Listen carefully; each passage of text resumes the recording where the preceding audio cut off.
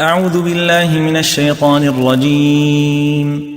وهو الذي يرسل الرياح بشرا بين يدي رحمته حتى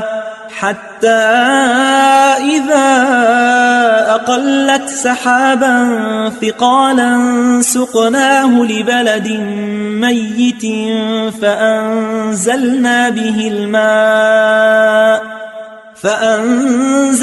به الماء فأخرجنا به من كل الثمرات كذلك نخرج الموتى لعلكم تذكرون.